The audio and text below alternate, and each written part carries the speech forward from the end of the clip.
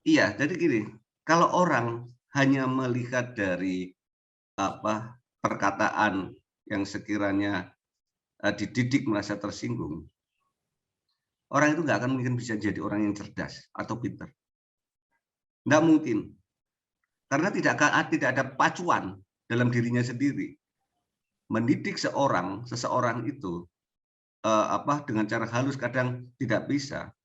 Itu belum tentu orang itu akan seenaknya sendiri, tentunya akan seenaknya sendiri. Guru itu akan halus. Tapi kalau dulu ditelepon Pak Bambang saja sudah deg-degan kalau waktu itu, murid-muridnya dulu itu.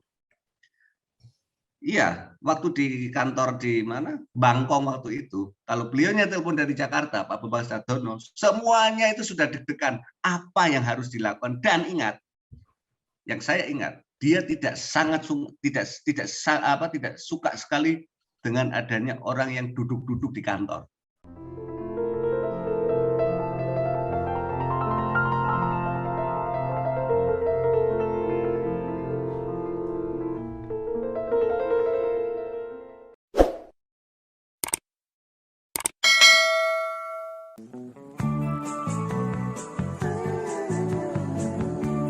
Soal KPR dan punya rumah, dari dulu cuma ada satu nama, satu bank yang megang banget. Sekarang, A sampai Z-nya serba digital buat kita. Cukup satu website untuk mulai cari hunian yang oke.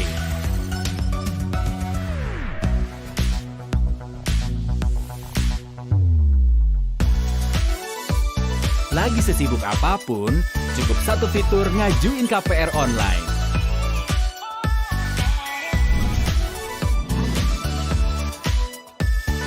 Sampai satu aplikasi biar gampang bayar biaya rutin. Kini, semua ada di jarimu. Satu nama dengan pengalaman 45 tahun memimpin segmen KPR. KPR, pasti BTN.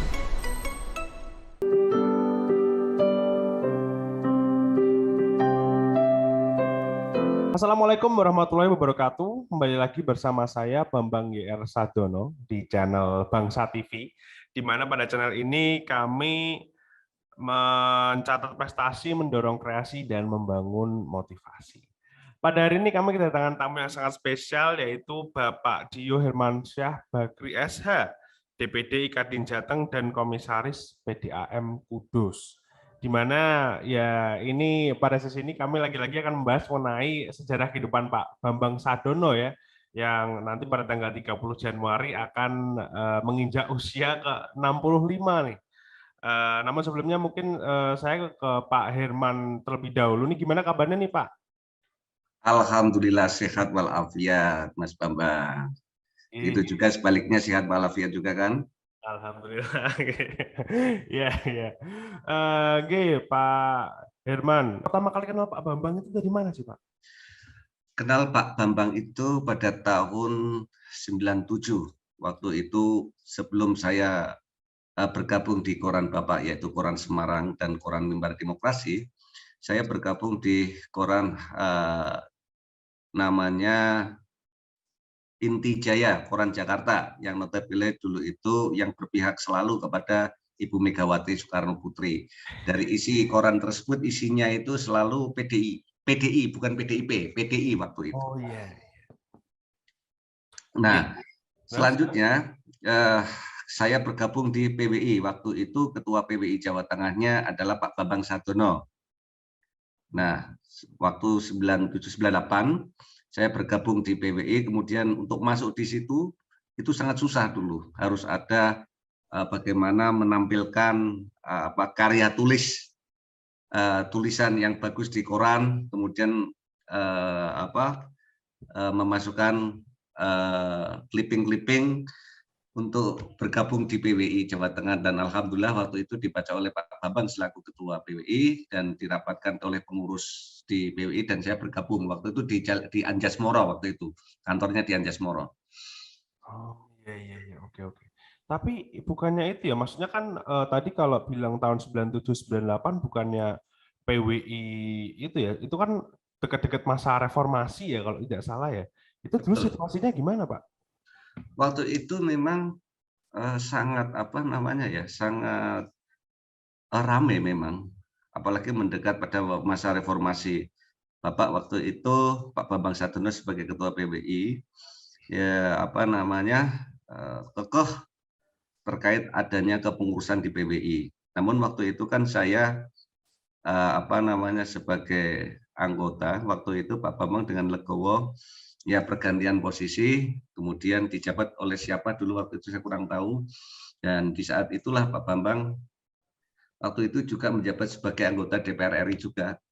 Saya banyak belajar waktu di PBI sama beliaunya, karena waktu itu saya baru mulai belajar menulis di Inti Jaya itu, dan kemudian ya masih grodal-gradul lah saya waktu itu nulisnya. Akhirnya saya ditarik Pak Bambang Sadono tahun 98-99 kalau nggak salah itu mendirikan sebuah koran namanya Koran Semarang dan Mimbar Demokrasi. Dan waktu itu saya belum tahu bagaimana cara membuat koran, bagaimana cara penulisan yang baik dan benar, teknik 5W1 hanya bagaimana. Tapi oleh beliaunya, saya masih bujang waktu itu, masih bujang.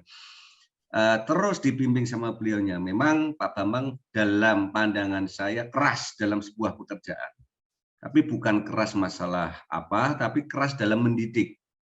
Yang pada akhirnya saya sudah mulai belajar cara menulis, dikoreksi sama beliaunya, salah lagi, koreksi sama beliaunya, salah lagi, dan akhirnya begitu saya bisa menurut pandangan beliaunya itu sudah tidak ada persoalan dalam menulis. Saya pernah dikirim sama beliaunya di waktu saya sudah bergabung di Mimbar Demokrasi, saya dikirim sama beliaunya ke Banjarnegara atau Purbalingga, lupa saya waktu itu, tragedi Akbar Tanjung. Di saat dia sedang manggung di sana itu podiumnya dijatuhkan oleh masyarakat setempat kalau nggak salah. Waktu itu kan ada PDI vs Golkar waktu itu. Kalau nggak salah Purbalingga atau Banjarnegara itu. Saya dikirim di sana. Pertama kali saya dikirim ke luar kota sama beliaunya. Padahal waktu itu saya pernah menjadi wartawan itu ya biasa-biasa aja. Nulis hanya di seputar Semarangan aja. Memang ya sangat luar biasa ya maksudnya, tapi kalau boleh tanya nih Pak Herman, itu waktu pas di Mimbar Demokrasi dan Koran Semarang itu memang diajak Pak Bambang seperti itu kah? Atau asal mulanya seperti apa itu bisa bergabung ke Koran Semarang dan Mimbar Demokrasi? Kita waktu itu obrol-obrol di PBI. Waktu itu koran kita, waktu zaman reformasi aja sudah mulai, Inti Jaya itu sudah mulai kadang terbit, kadang tidak. Sehingga gagasan beliaunya mau mendirikan itu, saya yang menawarkan diri. Pak, saya ajak dong Pak, sambil belajar. Pak Bambang itu kan dalam dunia jurnalis sudah tidak diragukan lagi. Sangat senior sekali, dan baik itu dari segi sebagai seorang wartawan atau dari segi politik, itu yang ketertarikan saya. Bahkan beliau juga banyak menguasai tentang isos poleksos Budhan Kamnas sama Pak Bambang. Nah, sehingga waktu itu saya mencoba untuk ikut bergabung, dan disitulah perbedaannya sangat jauh sekali antara ketika saya di koran yang lama dengan di koran yang bergabung dengan Pak Bambang sekali. Pak Bambang Sadono waktu mendirikan Mimbar Demokrasi dan Koran Semarang. Perbedaannya adalah waktu itu kalau hanya yang dulu itu biasa-biasa saja, tetapi kalau di sini ikut Pak Bambang Sadono, bagaimana cara mengoreksi berita, bagaimana cara membuat sebuah koran, bagaimana cara penulisan yang baik dan benar, bagaimana cara orang membaca dari masyarakat itu terhanyut dalam sebuah tulisan yang kita buat. Itu yang yang dididik saya. Saya dididik oleh Pak Bambang agar masyarakat pembaca terutamanya itu bisa tertarik dan terhanyut dalam sebuah tulisan yang saya buat. Sehingga waktu di koran Mimbar Demokrasi, waktu itu kantornya di Bangkong, sebelahnya Soto Bangkong waktu itu.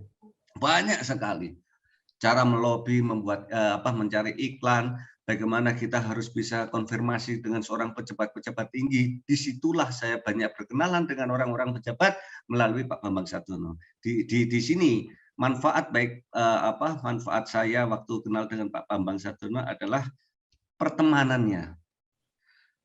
Itu yang pertama. Yang kedua, bisa mengenal orang-orang tinggi, kayak Akbar Tanjung, kayak Fahmi Idris dulu, terus kayak siapa dulu mantan Jaksa Agung, saya lupa itu. Saya pernah ikut Pak Bambang juga ditarik di Jakarta, liputan di Jakarta waktu beliaunya menjadi anggota DPR RI. Yeah.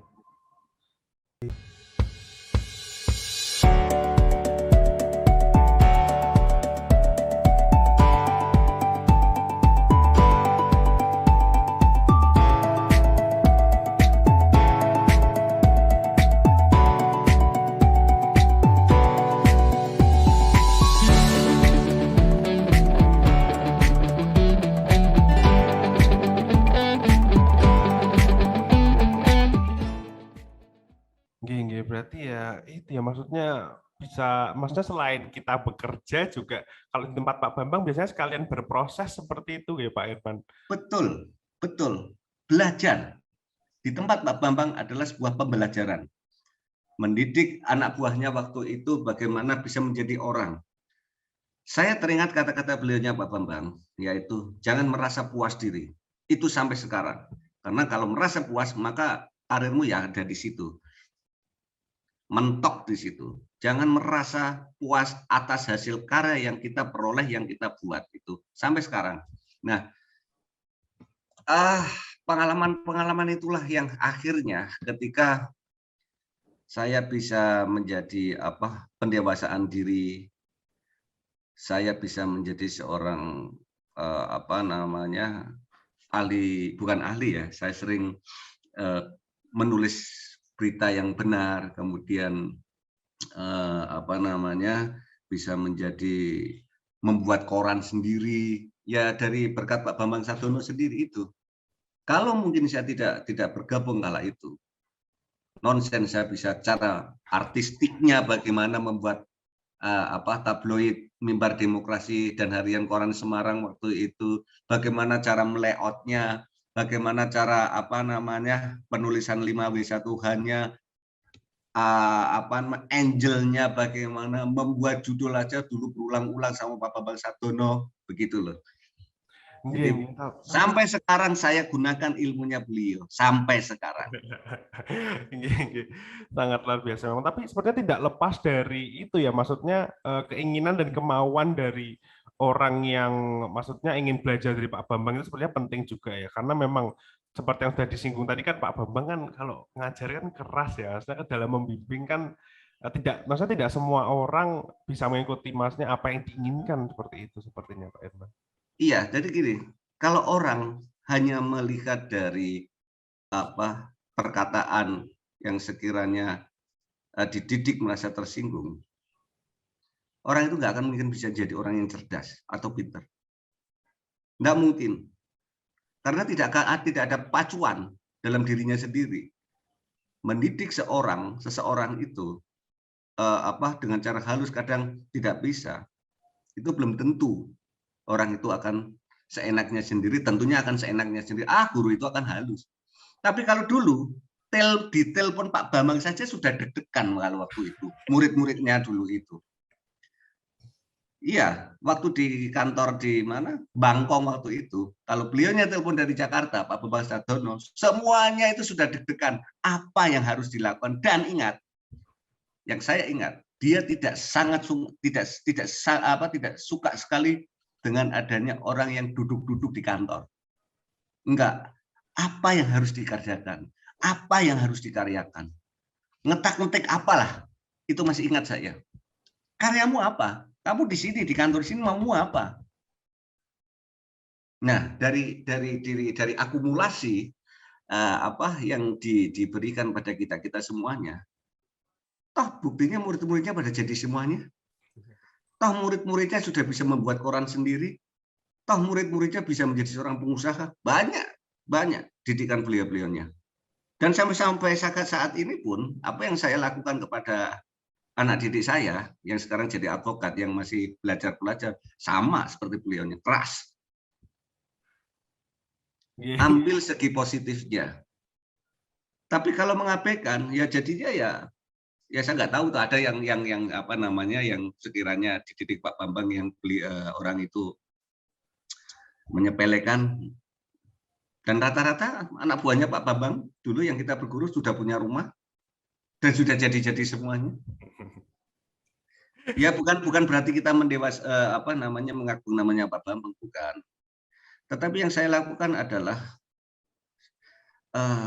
bagaimana beliaunya dulu jadi seorang wartawan dari nol, kemudian menjadi seorang Wapimpret di Suara Merdeka. Kemudian beliaunya sebagai seorang PWI, ketua PWI, menjabat menjadi anggota DPR beberapa periode itu, 2 periode apa 3 periode. Kemudian bisa kembali lagi menjabat ketua DPD Golkar Jawa Tengah, saya masih ingat.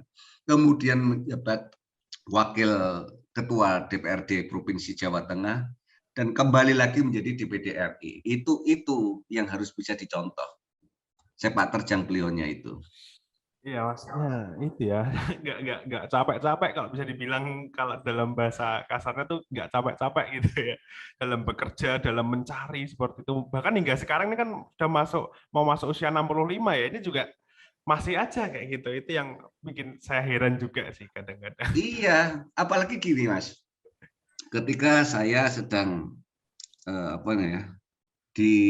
teringat masa waktu saya di Jakarta. Saya tidur di rumah Kalibata waktu itu, liputan di sana dulu. Mas Bambang masih kecil banget waktu itu. Nah,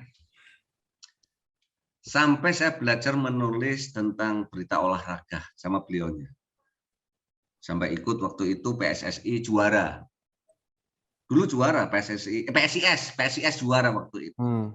Pelatihnya Edi Paryono, wali kotanya Sutrisno Soeharto. Untuk masuk ke situ ke Senayan pun saya tidak punya ID card. Ternyata Pak Bambang punya ID card. Jadi yang saya gunakan waktu itu masuk di Senayan, namanya Pak Bambang Sadono, fotonya saya. Dikiranya saya Pak Bambang Sadono waktu itu. Teringat waktu itu saya liputan di Senayan. Sama beliaunya, gimana Pak ini? Tidak apa-apa masalah, yang penting kamu liputan di koran Semarang. Terus dia mengajarkan juga tentang politik. Saya wawancara dengan Akbar Tanjung, ada sama teman saya namanya Rosno waktu itu. Sama beliaunya dikoreksi, berkenalan dengan Akbar Tanjung, langsung ketua DPRD waktu itu, ketua DPR RI waktu itu. Terus Fahmi Idris, Marzuki, siapa dulu mentah jadi Jaksa Agung, Pak Marzuki siapa lupa itu. Dia dari beliaunya, rekomendasi ke situ, terus kita wawancara, akhirnya kenal. Sampai dari perkenalan itulah saya bisa kenal beliaunya itu, bisa kenal pejabat-pejabat yang sekarang jadi menteri-menteri sampai sekarang. Memang ya, luar biasa sih. Memang dari pengalaman itu tadi ya, dapat didapatkan maksudnya manfaat yang tidak langsung dan juga langsung seperti itu mungkin Pak Herman. Namun begini Pak Herman, setelah dari Mimbar Demokrasi dan Kota Semarang itu, setelah itu Pak Herman kemana sih, dan bagaimana itu Pak setelah itu? Saya waktu itu, setelah itu saya pernah dimintai tolong bergabung dengan salah satu intelijen negara. Waktu itu saya tidak mau menyebutkan apalah waktu itu, untuk mengungkap jaringan radikal kanan dan radikal kiri, yaitu terkait masalah Abu Bakar Basir, terus munculnya PKI dan macam-macam yang dulu itu dibantu itu. Cuman akhirnya suatu saat saya punya anak, punya istri, ya kita akhirnya berpikir ulang, sehingga tahun 2000 berapa itu, kalau nggak salah tahun 2001 setelah dari Mimbar Demokrasi itu, kan masih di situasi di negara kita kan masih banyaknya demo, kemudian banyak bom-bom yang meledak waktu itu, terus masih munculnya radikal kanan, radikal kiri. Radikal kanan waktu itu kan ada jaringan sayap kanan lah, saya nggak mau cerita tentang Islam kiri atau kanan, nanti takut ada situasi seperti ini. Nah sampai lama itu, artinya begini, di saat saya pernah wawancara langsung dengan bekal dari Pak Bambang waktu itu, saya pernah bertatap muka langsung dengan salah satu tokoh Islam, yaitu Abu Bakar Basir di Kendal waktu itu. Bagaimana materi yang harus saya buat, materi yang harus saya bisa orang itu tidak curiga dengan kita.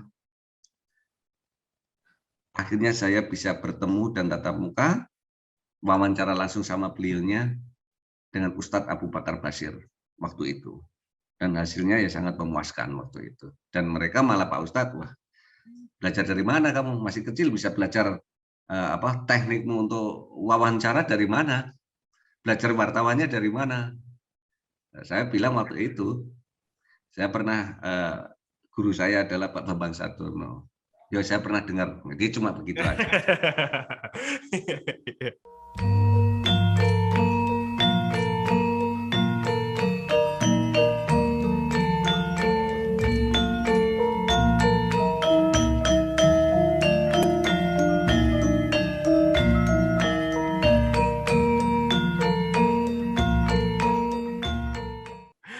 Sangat, waduh, Nah, itu ya maksudnya, itu maksudnya pasti sangat itu juga ya dengan apa yang didapat dari Pak Bambang juga seperti itu. Namun komunikasinya itu masih jalan nggak tuh dengan Pak Bambang pada saat itu? saya masih jalan hingga sampai sekarang. Contohnya begini,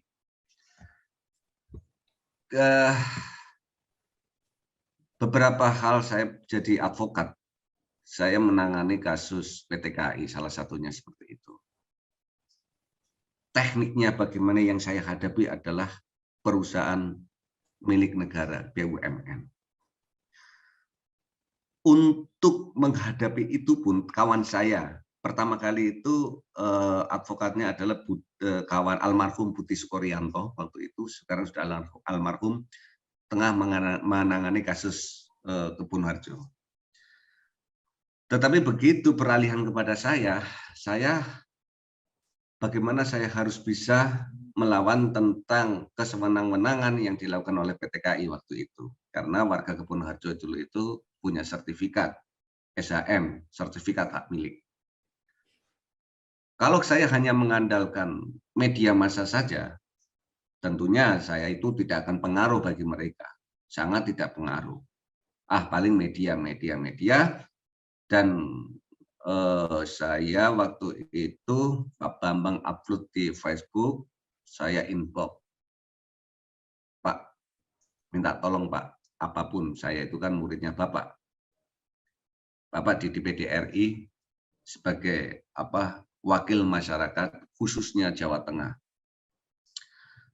Akhirnya diterima. Begitu saya diterima, saya main di rumahnya sama beberapa tokoh Kebun Harjo waktu itu. Datang. Dan difasilitasi oleh Pak beliaunya itu, sampailah ke DPD RI sana, Jakarta. Sampai mendatangkan, hebatnya beliau bisa menyambungkan kepada Gubernur Jawa Tengah, kemudian kepada Fahri Hamzah waktu itu juga turun, saya dibantu. Ya, kamu temuin ini. Kemudian juga waktu itu Pak melebar lagi ke Fadlizon waktu itu. Terus kembali lagi beliaunya turun langsung kepada warga masyarakat Kebun Harjo, yang hingga saat ini waktu itu diundang sama beliaunya, waktu itu diundang sama beliaunya di DPD RI, kita bersama warga begitu banyak. Ada beberapa pejabat-pejabat terkait, ada Kemenkyu, ada dari Agraria BPN, Kementerian Agraria, kemudian ada dari PT KAI, ada dari Kementerian Perhubungan, komplit waktu itu di situ. Dan tercetuslah waktu itu di DPD RI yang dipelopori sama beliaunya itu tentang adanya ganti untung oleh warga. Dan hingga sampai saat ini, memang masih dalam proses tidak terjadinya sebuah penggusuran lagi. Kalau dulu, sebelum beliaunya turun, aparat main tabrak waktu itu, penggusuran merajalela. Meskipun orang-orang kecil, itulah yang saya suka sama Pak Bambang itu, dia lebih mengutamakan orang-orang kecil. Dia begitu getol, tanpa pamrih, malah teman-teman Kebun Harjo waktu di Jakarta dijamu sama beliaunya, dikasih jamuan makan, pulang masih diberi saku sama beliaunya sama Pak Bambang, padahal kita minta tolong sama beliaunya. Hingga sampai saat ini kondisi di Kebun Harjo masih aman tentram, tidak ada terjadi sesuatu hal, dan kondisinya pun mereka dari PT KAI kelihatannya dari pertemuan terakhir itu akan melakukan ganti untung dengan masyarakat warga Kebun Harjo. Nah, disitulah tentang mengenal tentang Pak Bambang.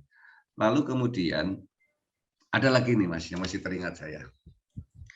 Waktu di Jakarta waktu itu, saya harus disuruh wawancara langsung sama Akbar Tanjung, sama Pak Bambang Sadono. Saya masih kecil, umur saya masih 21 tahun atau 22 waktu itu. Suruh ketemu sama Pak Akbar Tanjung. Sudah kamu ketemu, bagaimana caranya kamu harus bisa wawancara sama Pak Akbar Tanjung. Harus bisa. Prinsipnya beliau waktu itu tidak ada kata tidak, harus bisa. Sementara kita aja ketemu orang-orang besar waktu itu aja sendirian kali. Sendirian, materinya gimana sampai waktu itu saya dicegat sama namanya Fahmi Idris. Gitu. Kamu siapa? Pak, saya dari Mimbar Demokrasi, Pak. Kita kembali ke Mimbar Demokrasi. Saya mau wawancara terkait masalah masa depan Golkar waktu itu karena arah reformasi. Itu yang pertama. Kamu anak buahnya siapa? Pak Bambang Sadono. Nggak mungkin. Waktu itu Fahmi Idris itu. Saksinya Rusno teman saya. Kamu pasti orang PRD. Saya digituin. Wah, PRD. Enggak, tampang-tampangmu orang PRD. Akhirnya waktu itu kalau nggak salah Pak Bambang ditelepon. Apa benar yang namanya ini? Waktu beliaunya iya benar. Akhirnya dipersilahkan. Kita wawancara langsung sama Akbar Tanjung. Dan untungnya dari saya banyak pembelajaran sama beliaunya, saya ditepuk sama Pak Akbar Tanjung. Bagus, kamu teknikmu bagus. Gitu saya digituin. Ini politik loh padahal. Yang terbiasa hanya liputan kelas-kelas di lokal Semarang, tahu-tahu di Jakarta waktu itu suruh wawancara terkait masalah gambar Golkar waktu itu warnanya kuning terus bisa agak berubah, itu bagaimana, kenapa tidak berubah kalau yang dulu itu PDIP itu kan PDI itu warnanya gambarnya seperti ini diganti moncong putih kan begitu. Lah saya disuruh wawancara terkait masalah itu. Mungkin Pak Bambang masih ingat itu. Nah, sampai pada akhirnya beliau belum menjabat di Suara Karya. Saya sama Rusno kalau nggak salah waktu itu di Jakarta lagi. Ditanyain sama Akbar Tanjung. Kamu anak siapa? Anak buahnya siapa? Saya ikutnya Pak Bambang Sadono. Iya bagus. Saya lihat ini orang-orangnya orang-orang bukan militan tapi tertata di dalam ungkapan bahasa atau wawancaranya. Nah, tahu-tahu terus beliau menjabat pemimpin redaksi Suara Karya. Masih ingat saya. Nah, sepulang dari Jakarta itu saya kembali lagi ke Semarang.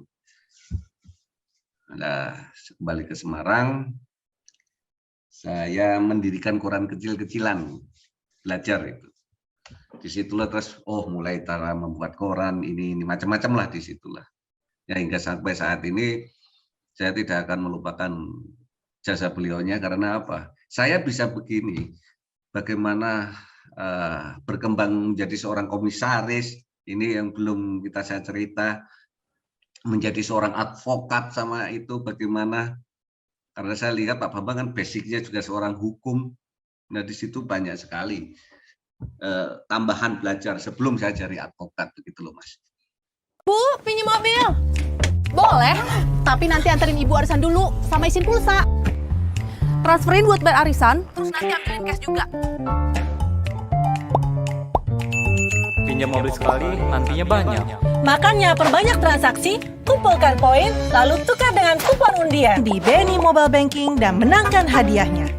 Gampang ya nanti.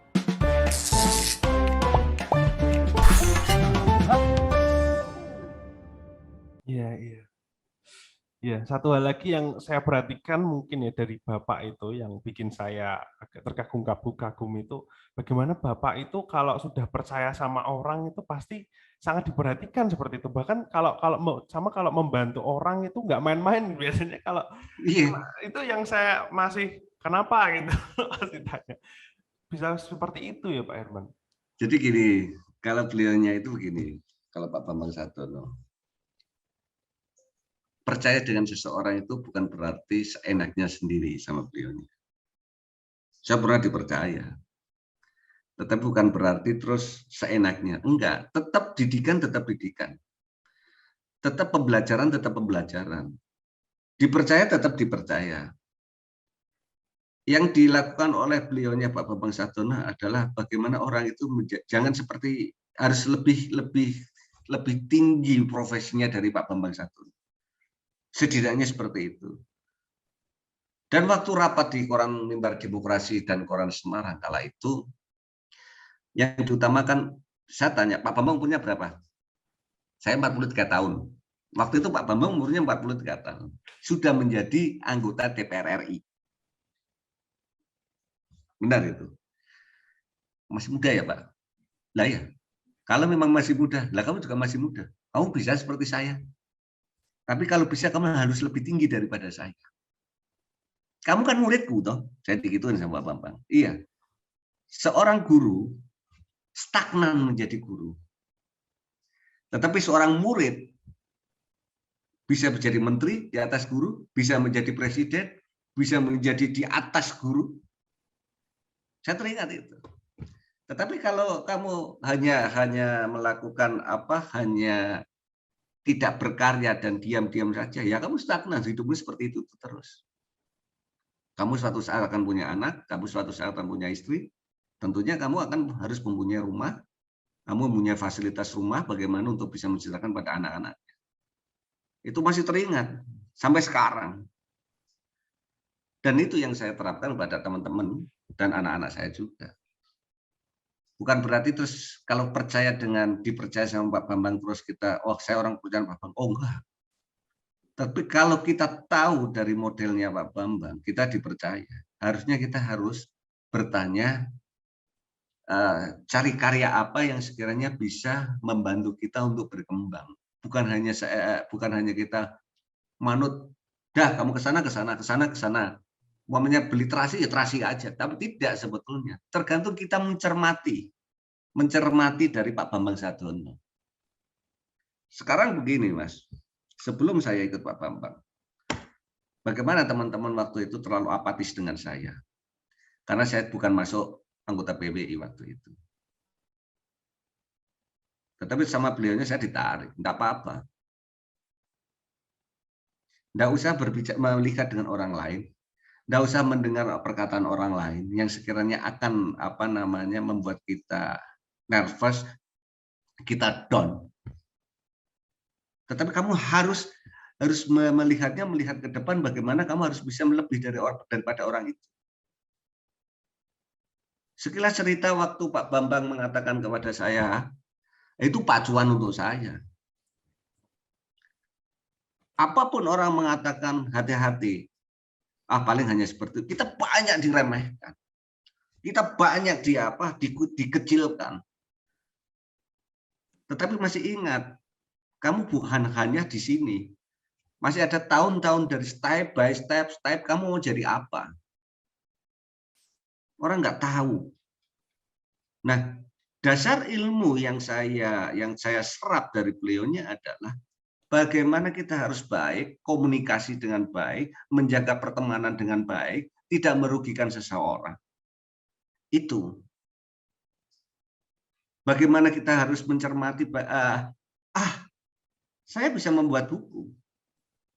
Pak Bambang, kamu manusia.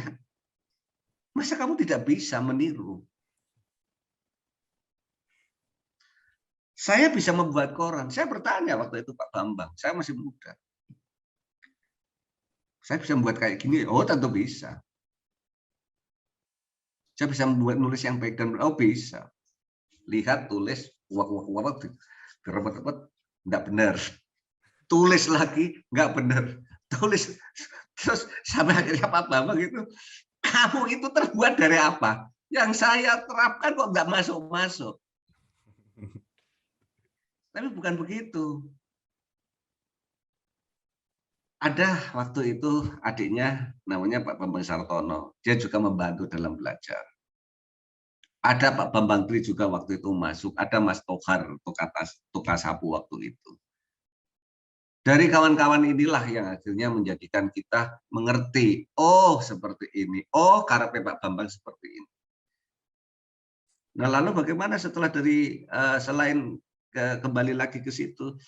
Dari bekal ilmu. Kita itu kalau karena dengan Pak Bambang itu kan ilmunya yang kita gunakan. Ilmu. Jadilah orang yang cerdas, bukan pintar kalau Pak Bambang. Cerdas itu, kata-kata beliaunya kepada saya waktu itu, jadilah orang yang cerdas. Orang pintar itu bisa dibuat produk. Produk itu pengalaman jadi pintar.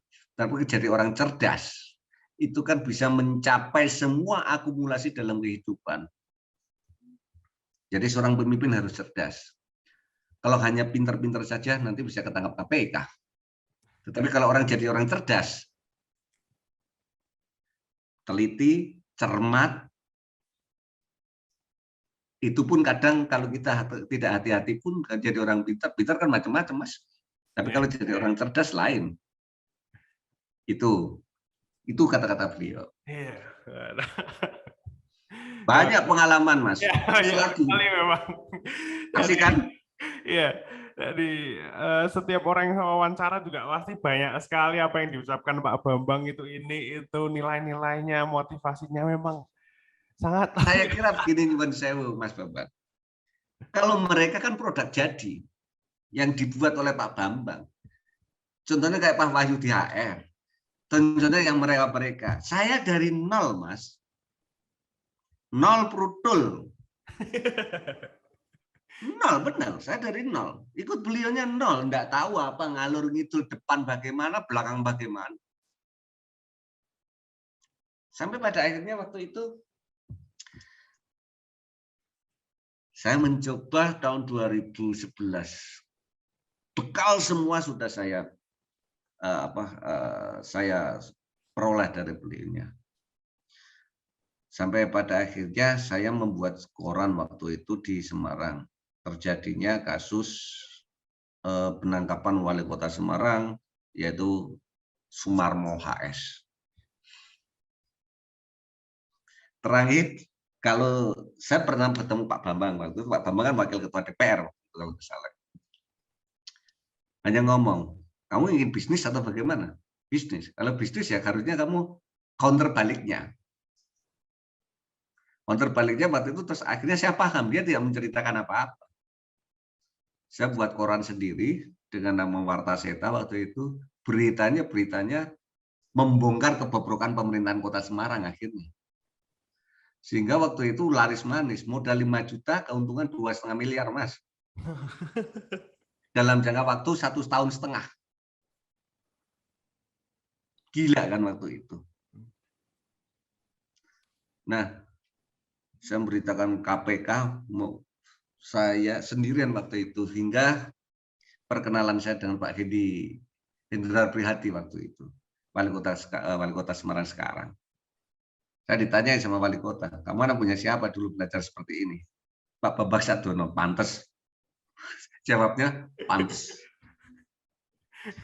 Ada lagi Pak Bambang waktu itu. Salah satu ketua Puskut waktu itu namanya Tajudin, almarhum Tajudin. Di tahun 98 99 kalau nggak salah waktu itu. Didikannya beliau jadi bupati. Bupati Brebes. Ada yang jadi ketua DPR Batang kalau nggak salah itu ya wartawan itu. Banyak. Nah, kalau berbicara dengan beliaunya sampai sekarang ini, saya jadi komisaris ini ya berkat Ya namanya jabatan politik dan salah satunya itu, dan juga prestasi ya dari beliaunya. Kenal Pak Yusuf kalah aja dari beliaunya waktu itu. Di Lembang 9 ya, waktu itu saya. Sampai kalau nggak salah pernikahannya siapa kakaknya Mas itu Pak JK turun itu di Anjasmara di mana kalau dulu itu di Puri Anjasmara ya kalau nggak salah. Ya sama beliaunya. Sampai datang ke kantor saya waktu itu Harian Rakyat Jateng waktu itu. Pak JK kebetulan kan saya juga bergabung di Rakyat Jateng Harian Jawa Pos Group itu. Tapi setelah beliau-beliaunya dari Pak Bambang, Alwi Hamu, ya kenal nama beliaunya juga. Oprek-opreknya di sini Pak JK, Pak Alwi Hamu. Alwi Hamu pemilik Harian Fajar Pos aja di Makassar, Jawa Pos Group. Ditanyain anak punya siapa, Pak Bambang, pantes. Berdirinya Harian Rakyat Jateng pun, kalau kita tidak, ya itu kembali lagi pada komunikasi atau pertemanan yang baik, maka bisa menghasilkan sebuah karya itu bisa menjadi sebuah duit waktu itu. Tapi kan untuk kita, untuk membesarkan perusahaan. Iya, masalahnya Bapak ini nggak pernah cerita ke saya tentang apa yang murid-muridnya lakukan. Kayaknya setelah sekian lama pun juga masih low profile itu loh, Pak Herman. Maksudnya masih saja nggak diem gitu, nggak ngapa-ngapain ya gitu loh, nggak cerita-cerita, nggak bisa dibilang dalam tanda kutip tidak disombongkan seperti itu loh, Pak Herman. Saya itu teringat begini waktu di Jakarta, masih ingat, ditelepon sama Pak Bambang. Jadi kamu di mana? Dekat Masjid Istiqlal yang ada bomnya. Ngapain kamu ke sana? Kamu jauh-jauh dari sini. Waktu itu kan di Jakarta kan masih banyak bom ledak waktu itu. Saya suruh nulis buat apa waktu itu. Dicari sama beliaunya, sama Pak Bambang. Dulu itu adanya pager, bukan handphone waktu itu, pager. Harap kembali ke kantor waktu kantornya. Kalau nggak salah itu di Jalan Raya Pasar Minggu KM 17. Masih ingat saya di situ. Nah, dicari posisi di mana? Saya bingung, akhirnya saya jawab di Istiqlal. Ngapain kamu di Istiqlal? Ada bom. Aduh, kamu itu dicari kayak gitu, ngalor ngidul mau wawancara. Waktu itu suruh wawancara sama Marzuki Fahmi, namanya Fahmi siapa itu lupa saya, tokoh senior politik Golkar itu waktu itu. Akhirnya saya kembali, ya waktu kembali dari Istiqlal terus ketemu Pak Bambang di kantornya, paginya ditanyain, koran kamu koran Jawa Tengah, harusnya kalau koran Jawa Tengah kalau menulis yang ada hubungannya dengan Jawa Tengah, statement-statement di DPR RI yang ada hubungannya dengan Jawa Tengah.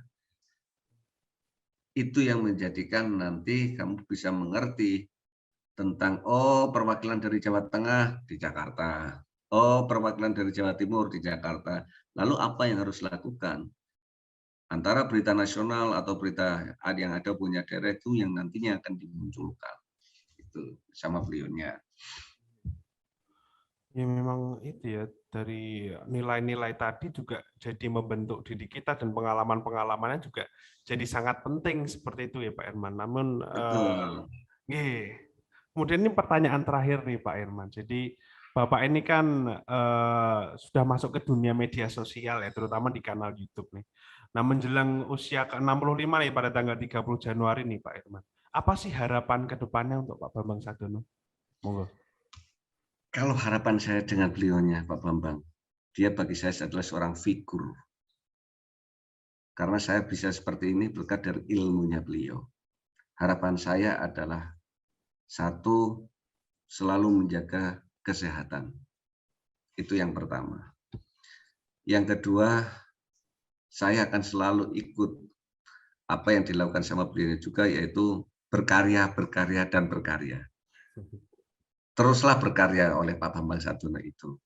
Dan yang saya suka sama beliaunya adalah ketika masih bukan anak buahnya lagi, meminta bantuan pun beliaunya masih diterima dan dibantu. Dan harapan saya juga kepada beliaunya adalah saya menginspirasikan pada Pak Bambang untuk menjadikan panutan bagi kaum-kaum muda agar bisa senantiasa apa yang dilakukan sama beliaunya itu adalah menjadi tujuan hidup atau panutan kepada beliaunya, karena beliaunya juga sebagai seorang bapak, tokoh dan figur bagi kaula muda. Dan untuk kami ini saya selalu mendoakan agar Bapak selalu sehat walafiat dan menjaga kehidupan dalam bertawadu dalam keimanan. Amin ya rabbal alamin. Semoga apa yang dipanjatkan oleh Pak Herman juga kembali ke Pak Herman dan keluarga juga, sehingga keberkahannya bisa terbagi kita semua. Matur nuwun. Terima kasih sudah menyempatkan waktunya, Pak Herman. Semoga apa yang kita bicarakan di sini bisa menjadi manfaat. Tentunya sudah menjadi manfaat bagi saya, dan semoga Pak Herman juga mendapatkan manfaat dari apa yang kita bicarakan di sini, dan penonton di rumah tentunya juga akan mendapatkan manfaat dan motivasi untuk berkarya ke depannya. Amin ya rabbal alamin.